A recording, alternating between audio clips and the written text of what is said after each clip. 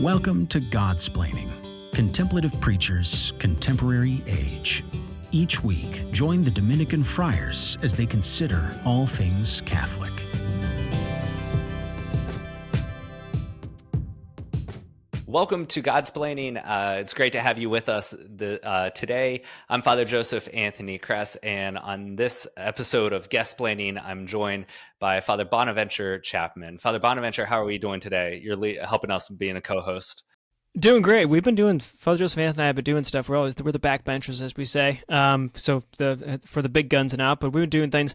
But we've balanced. It's like a seesaw. So even though we're lower class, Godsplaining Dominican friars, we have ramped up with our high quality Emmy-winning guest that's coming on. So I'm just going to shoot it right over to you there, because you see in the background, listeners. Well, actually, if you're listening, you don't see, but you could imagine what an Emmy looks like. It's like an Oscar except with wings, and that's what's showing. So flip over to YouTube if you get a chance to see them. Yeah. We have Rob Kaczmark from Spirit Juice Studios with us today. We're so excited to have Rob with us. So Rob, how are you doing? Give us a quick little intro on you and the work that you do with Spirit Juice. Yeah, well, thank you for having me. I'm so excited to be on the show. I've watched you guys a lot on YouTube, so being on it is like very meta. I actually don't even know what meta means, but I feel like that's what it is. So we'll go with it. Yeah. Yeah, it's like looking at it. It's like one of those. It's like a mirror with a mirror behind it, where you just keep looking. You think, is this go on infinite loop or something? Yeah. So just when you're looking at yourself doing something, watching yourself again, then yeah.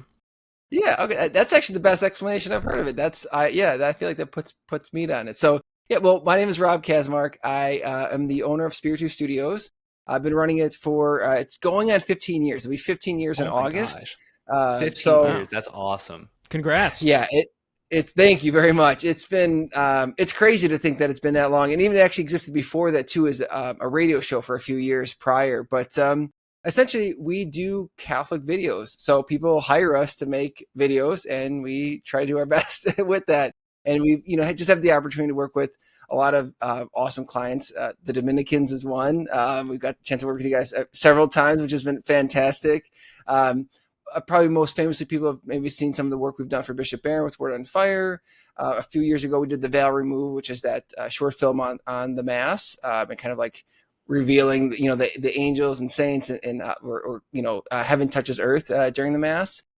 Knights of Columbus, a whole bunch of different stuff. And then throughout that, we create some of our own original content. So Catholic content that we feel like no one else is making, and we feel like, needs to be out there too.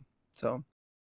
No, that's awesome. I've been such a big fan of your work, and it was a joy to kind of start working with you and the entire studio and all the different videographers and photographers and everything. I think it goes back. I started working with y'all with World Youth Day in Krakow.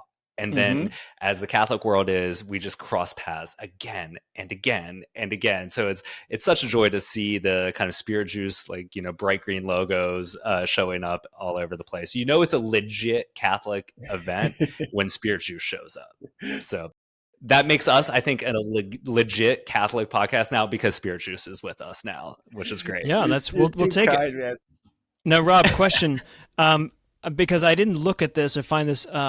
Because I was going to Google. You can Google anything you want to know. You can Google it. And I was going to Google why the name Spirit Juice. But I thought, why would I ask a computer when I could cast a human face? So because Spirit Juice initially, you might think, oh, this must have smoothies or something. But tell me, where'd the name come from? So, like any good Catholic, when you try and think of a name, you initially go to let's go to Latin, right? Because I feel like that's right. Got to, you have to. I feel like you got to check that box, even if you don't actually do that. So that's where we went, and Holy Spirit's been kind of in my own life has been really the motivation to do so much of my stuff as the Holy Spirit's moved. So, anyways, we went to Latin, and the Latin for Holy Spirit is Spiritus Sancte. So someone said, "What about Spiritus?" And the other person said, "Yeah, Spirit Juice. That's pretty good." And they're like, "No, I said Spiritus, not Spirit Juice." And then it was like, let's just do Spirit Juice. Wow. See, that's the coolest part. This is why you've been on for 15 years, I suspect, because most people think businesses carry on forever. You start a business and just carry. No, it's like religious orders. Majority of religious orders fail. majority of businesses fail, even more than religious orders sometimes. But like you came to the mark where someone said, "Oh, you mean the spiritus?" And one way you would go is say, "Spiritus, let's stick to the Latin." But you guys went the other track and said, "No, spiritus, that's great," and I love that. That's why you're here. Thank you. I mean, it was. Yeah, I feel like it's what God wanted. God speaks to us, and sometimes we listen and sometimes we don't. And if we don't, it's not like the world's going to end. But if we could hear His voice and kind of go to that, I feel like the path's going to be a little bit easier, a little bit better, and more peace. Yeah, it's going with the grain. For sure. Yeah, that's right. Mm-hmm. So one of the things that I want to talk about in this episode today, one of our Guestsplaining episodes. So Rob, I want you to guestsplain for us, but the kind of art of storytelling. And the reason that this has been part of our discussion and what we want to discuss in this episode is so much of evangelization and really the entirety of sacred scripture is telling a story. It's telling the story of salvation history, telling the love story of God and man, and how that kind of gets incorporated into our life as Catholics in this work of evangelization that we do. But in your work, you kind of have taken that on as this major kind of life's work, is to tell stories well and how you engage in that. But so we're going to kind of break this down in multiple ways. But when you approach this, but how important is storytelling, the art of storytelling for you in the work that you do? I mean, you ask any filmmaker and they're going to say story's king. And it's true. Like if you're trying to put a video together, it doesn't matter how, just look at the box office. You look at films that have big budgets, but a bad story, and the numbers help people it'll resonate with it. Filmmaking it's such a unique art form because it's one of the most expensive art forms you can do. It requires so much, right? So you want to write a good book, you have to just be good with your words, and that's about it. You have a pen or you have a laptop or whatever it is. But with film, there's so many just nuances and so many details that if you don't get everyone right, it's oftentimes hard to have it really connect with people and translate. And so storytelling, and also with filmmaking, storytelling is not just the story, but it's so many things that go in with that. The cinematography, what you're saying with that, the music, just what you see visually on screen, how the production design, storytelling. Ask any filmmaker in their whether they're a production designer, whether they're a cinematographer, whether they're an actor, their storytelling in each small nuance of it. And I think that's where the magic really happens. When it's Hollywood magic. It's those small things that come together to make something that you can't put your finger on. You don't know, when you think about it, you're how does that all work? It's a lot of small, really fine details that make it work. Yeah, I think it's interesting as you were explaining this, I was thinking about the facets of it and the modalities involved. And storytelling, it is storytelling, but it's almost world creating. Your job is to create a virtual kind of world. And then we say virtual reality and such, but really, you've got to get all of the senses in there, and you're trying to, even the senses that you can't get through, you're trying to be able to carry on, piggyback of things you can get through. So you want people to be able to smell or feel, even though they can only see or hear, that kind of stuff. So the story, and in that sense, it's a creative aspect. I think that the storytelling, C.S. Lewis and J.R. Tolkien, for instance, when they talk about creation as being like a story being told or sung, you could say, is similar here. You are creating a world by telling a story through all these different dimensions. And it's almost harder than if I'm telling a story at the refectory table or something. I'm just using my words and my voice and the cadences. But you've got to get all that stuff. So you're really, it's an act of creation or recreation in a sense as a story. Which is tough. The divine can do it, and you work as best you can. Yeah. Yeah, it's so true. And you also have to go with people's perception, of how they view the world and what type of world you are creating. Is it the real world? Is it a fantasy world? You look at, we'll take Marvel and DC, for example, where Marvel, all the cities, are real cities. You have New York, where in DC it's Metropolis or it's Gotham, and so just with that, I point that out specifically because as soon as you say it's New York, you think of everything that goes along with New York. And does it have that? Does it have that bridge? Does it have da-da-da? But when you talk about a fake world, you still have the notion of like what a city should look like, but you're not expecting certain things. And so no matter what world you're building, whether it's a real or a pretend world, your audience is going to have, a notion of what that is. And so it's one of the small things that plays into that world building. But I mean, we do narrative storytelling, but a lot of stuff we do is documentary, which you still have to play by those same rules, but I want to say it's even more challenging. It's just a different set of challenges rather, in being able to, and how you tell that. That's kind of a whole nother thing, but it all plays into it. But I think that I'm happy you bring that up, because I wanted to go in that way. Is like the work that you do is taking kind of real life events. You're doing documentary work, and then you're presenting this in a unique and engaging way that kind of brings the audience into those experiences. And so out of what motivated you to say like, okay, when we do Catholic media and I want to do Spirit Juice, like led by the Spirit, why did you go towards documentary styles of telling real life stories instead of like formative things or things like that? Like, yeah, what kind of led you there? So let me just lay some groundwork. I came into this because I feel like that's important. You guys have been so complimentary, and the Emmys, and yes, we're very proud of that. But I came into this knowing nothing, man. So day one of Spirit Juice, I had a camera from Best Buy that was like a couple $100s.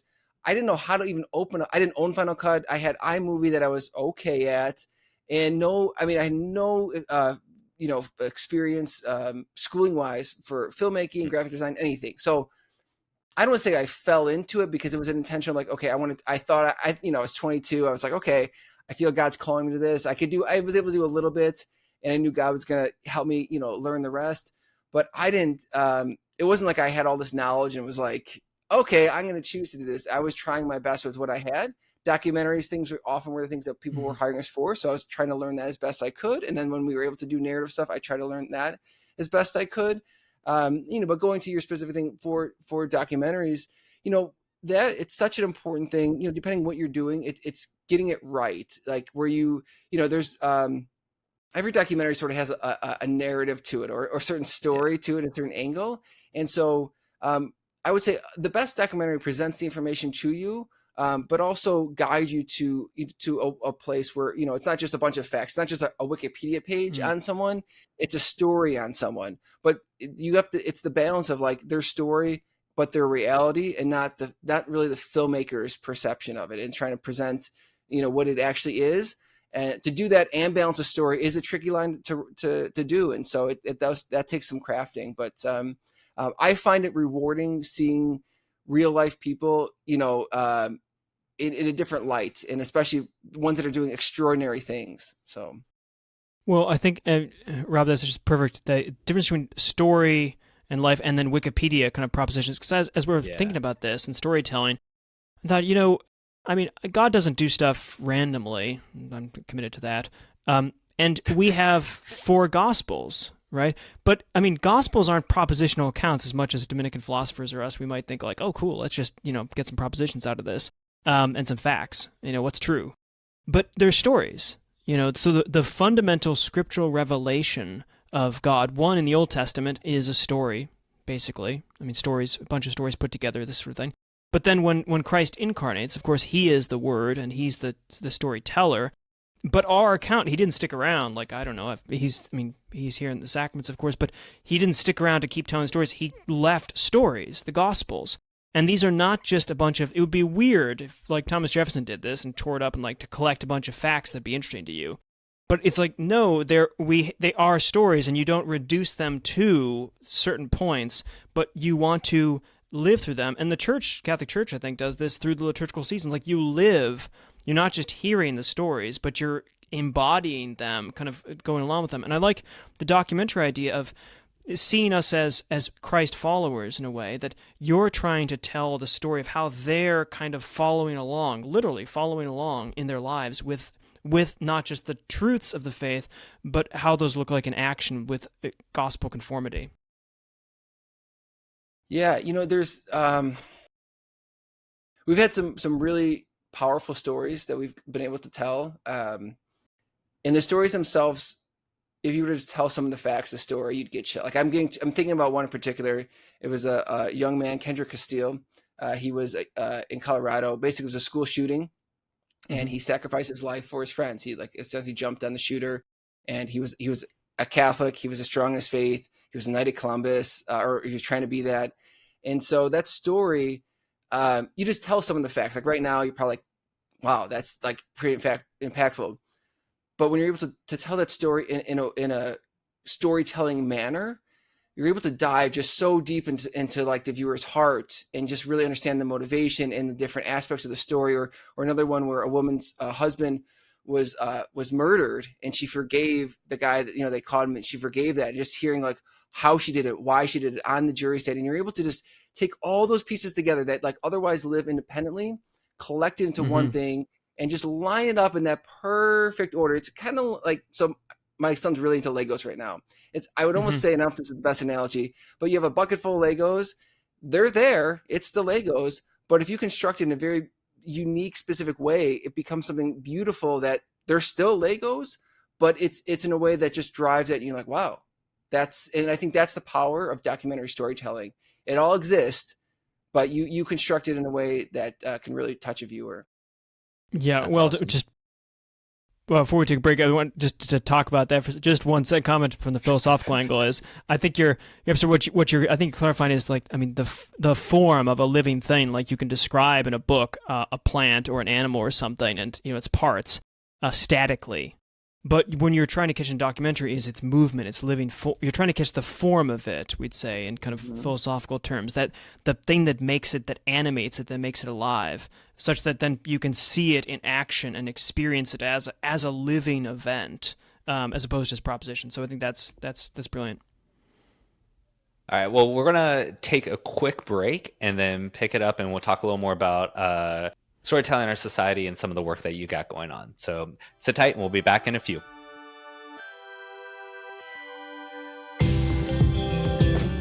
You are listening to Godsplaining. Visit us at godsplaining.org to listen to our episodes, shop our store, and donate to our podcast. All gifts go to improving the podcast and bringing the gospel to more listeners. Thanks for your support. All right, welcome back. Thank you for staying with us on this episode of Guestsplaining.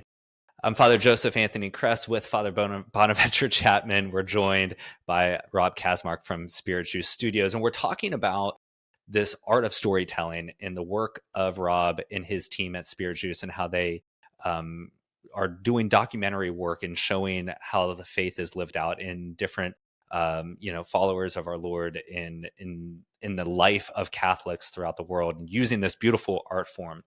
One of the things I want to ask you, Rob, is like, basically why are good storytellers necessary right now in our society? I mean, we see so many things. We're in a very heavily information based society. Everything has to be where there's numbers and there's facts, and we can get anything in a moment, in an instant, but yet we still see that people want stories, from the documentary work that's very popular on YouTube, or for crying out loud, that top bar of every Instagram page is called Instagram stories. Like, it's called stories for a reason, but like, why do you think there's a need for good storytellers right now in our society? And people crave stories. People want to be entertained, but it's not just entertainment for entertainment. People want to hear a good story. I mean, it's why films like Star Wars, has stand the test of time. Yeah. I mean, I'm talking the 4, 5, and 6. You don't like 1, 2, and 3? We knew that. Actually, we got to go down Star Wars for a minute. I don't mind. 1, 2, and 3 are fine. I'll give you this for like anyone cares about Rob's things on Star Wars. 1, 2, and 3 are fine because they were made together. It's a story that's like 7, 8, and 9 were just like, how about this, then that, and then this? There was like no connection. And so actually, maybe this does illustrate the point. The story of 4, 5, and 6 connect. But the point being of why we're talking about this now is that like people want good stories. They crave it. And not only they crave it, but they're attracted to something that brings them in. And so there's a quote that I'm going to butcher, and I really wish I would have looked it up, but something about who tells the stories like shaped the world. Someone important said it, and they said it a lot better than that. But I think Rob Kaczmark said that. You know. I want to say it was like, oh gosh, it was a famous person that said it. And so Rob, yeah. Well, just remember, anytime someone says X person said this, it's almost always not actually what the person said. So you would not be, like Edmund Burke, for evil to triumph, it just means good men to do nothing. Never said it. Said a bunch of things kind of like it. Never said that. Oh, that's true for almost every sentence. So you're in good shape about this. He who tells the story controls the world. That's good enough. Yeah, good. And I think with good intentions, right? I mean, like, I feel that if you are, if you're talented if God's blessed you with storytelling abilities, with creative things, I feel like it's your duty to better mankind, and for my personal life, it's to express the church in this field and show it, in its true light. It's like, talking about the faith, you could say how great the faith is, how good God is, but it's only until you feel God in your own life, move in your own life, it's a totally different thing. But stories can help fill that gap. A story is a way that you can show how God can move in someone's life, and it could go from nowhere to somewhere really fast. And so I think that's the power of it, and that's why I feel so compelled to do what I do. Now, Rob, so we can dig in a little bit on stories. Everyone kind of knows, of course, what a story is. It's a thing that has a beginning, middle, and end. But a worm has that too. And then so there are traditional ways of talking about. You're funny. Well, this guy. And I mean, Aristotle has particular ways of talking about poetics and rhetoric about what kind of consists of a story. But for you, what are you looking for in a story? Like, are you looking for when you're coming up with a story, trying to figure out how am I going to tell the story of this man, this woman, this experience? Are there things you go to? Is each one so individual that you're going to wait for the hook? Or do you have a sense of like, actually there's a universal quality to stories? They always have X, whatever that might be. What is it about? Where is the story for you?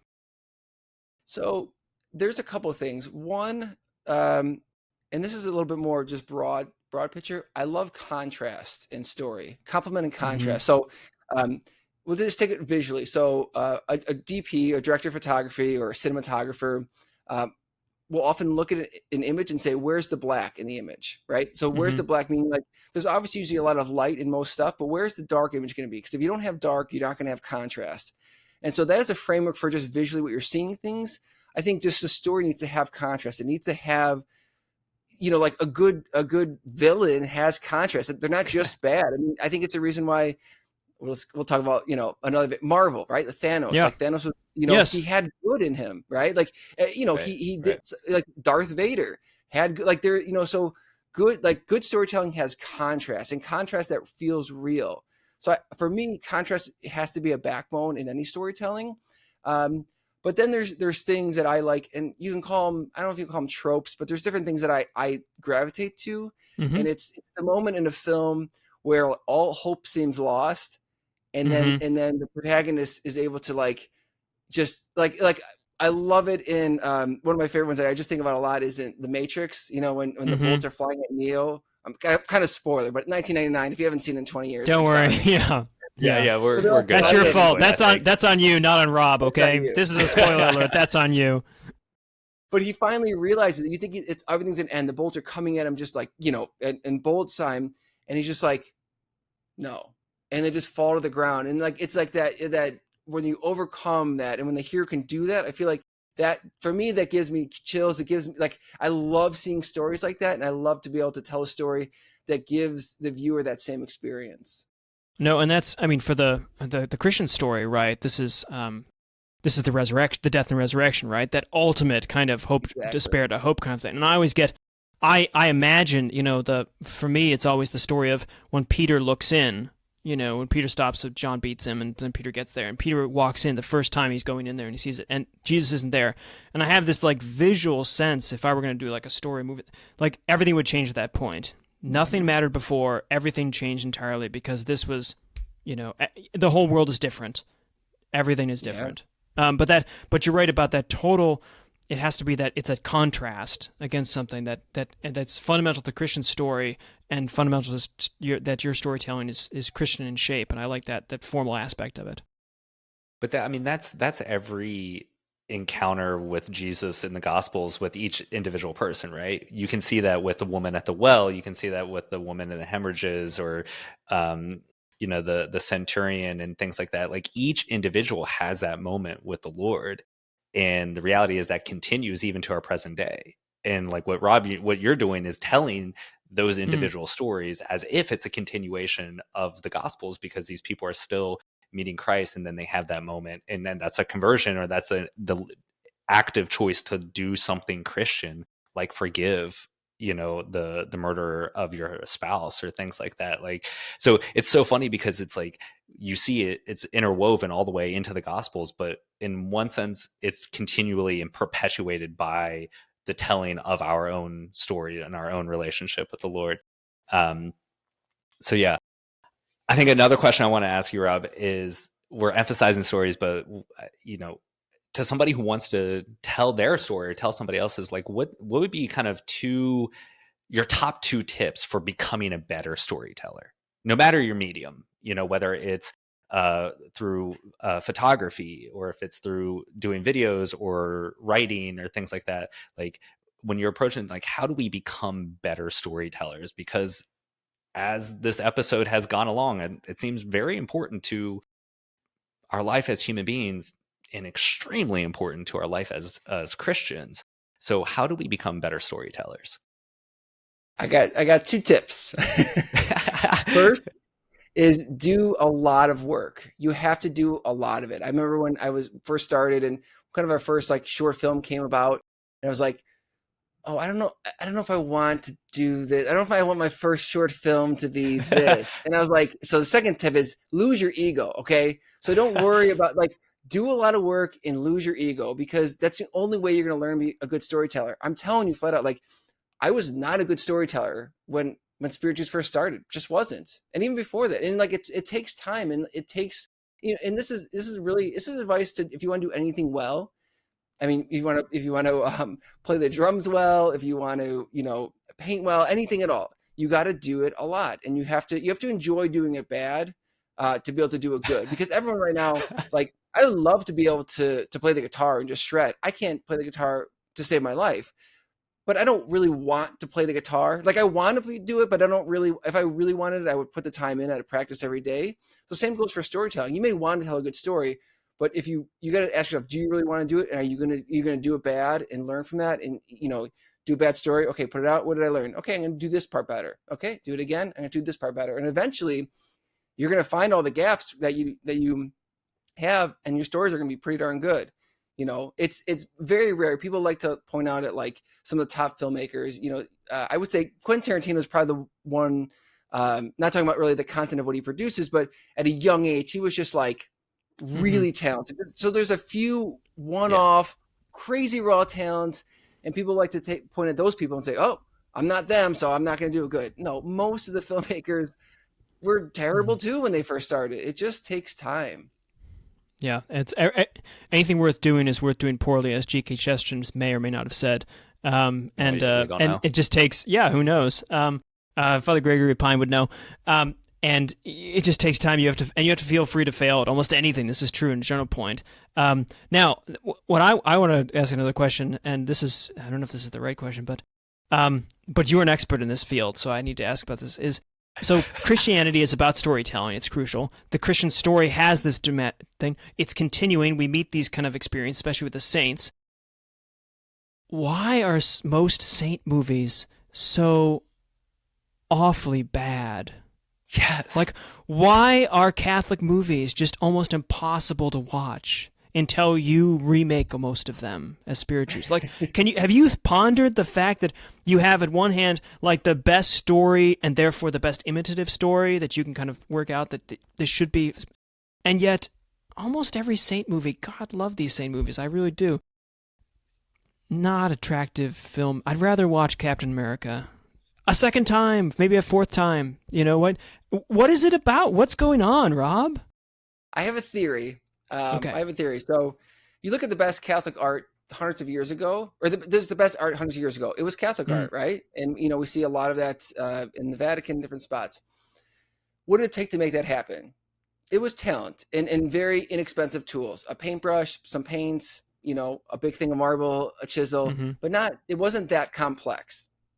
You look at the modern age in creating, let's look at just film, right? What does it take to make a film? We talked about that earlier. It takes a lot.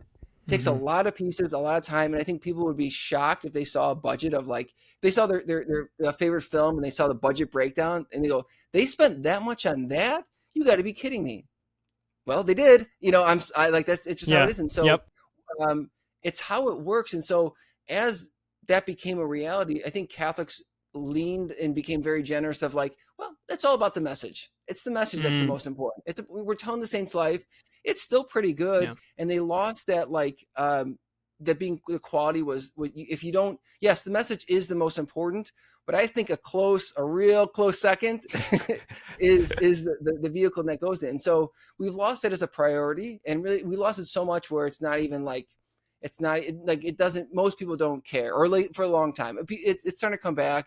And also I would say what's helping that is just where technology is. So, for a long time, if you wanted to shoot something that looks like a film, you'd have to shoot on film, and it would cost a lot of money per day and a lot of people. But now, since that gap's closing and you can get pretty close to that with a lot less money, you're seeing more and more fruits of that. And we're a fruit of that. I mean, we are where we are because technology. If we were just shooting still on film, I don't think we'd be putting out the content we are. I mean, we're able to sort of invest in high quality equipment and then leverage that. I mean, leverage that in the sense that okay, so one of the top line cameras is an Alexa Mini.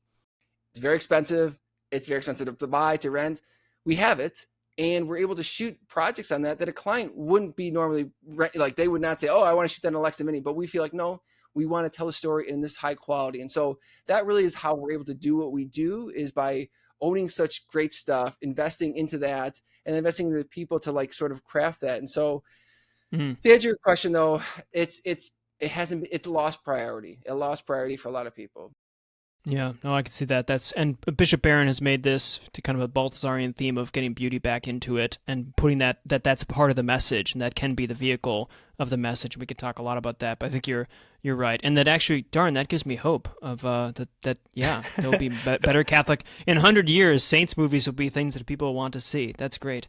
I know, Rob, we're running out of time, but I know you want to talk about a particular content program that's coming up, and that I think our listeners will be excited about, no matter what their age, even especially our youngest listeners. So before Father Joseph Anthony, has final questions, what's coming up? What can people be really excited about with Spirit Juice?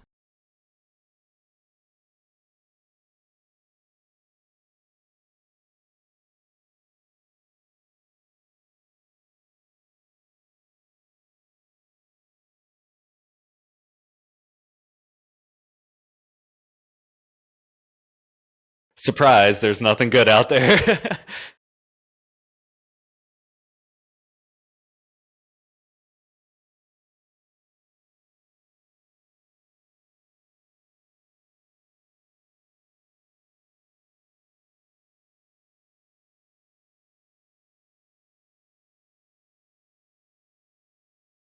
Yeah.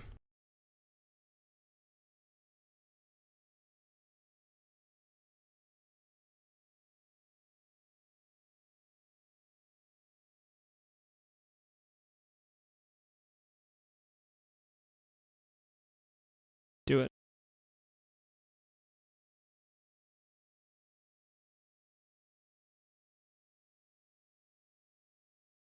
Yeah.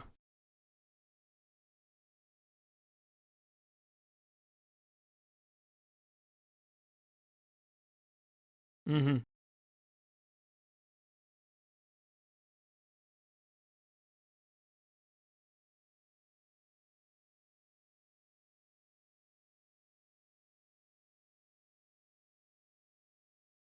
Mm. Wow. Yep.